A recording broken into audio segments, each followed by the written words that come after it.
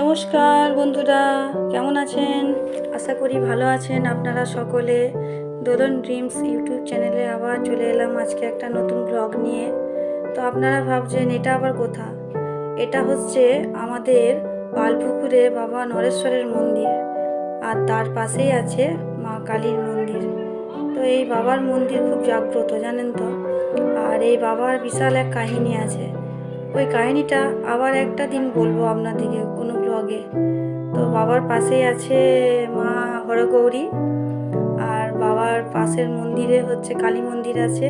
তো আজকে মা কালীর হচ্ছে মন্দিরের অভিষেক।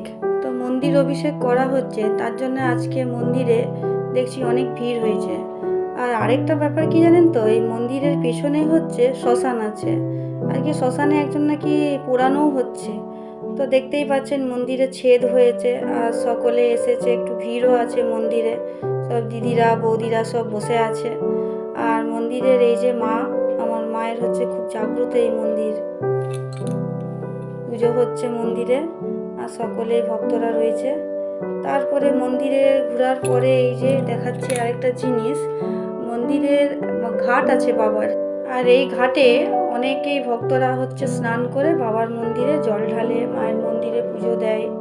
তারপর মন্দিরে সব কিছু দেখার পরে আপনারা দেখতেই পাচ্ছেন, পুরোটাই দেখাচ্ছি আমি। তো এই যে শ্মশান, এখানে মরা পুরানো হয়।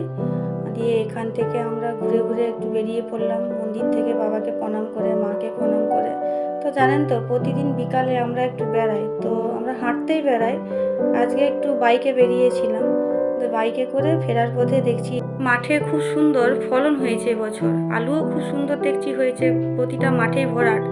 আর তারপরে সর্ষেও হয়েছে। তো বন্ধুরা, ভালো লাগলে ভিডিওটা লাইক কমেন্ট শেয়ার করবেন। আজকে বাই।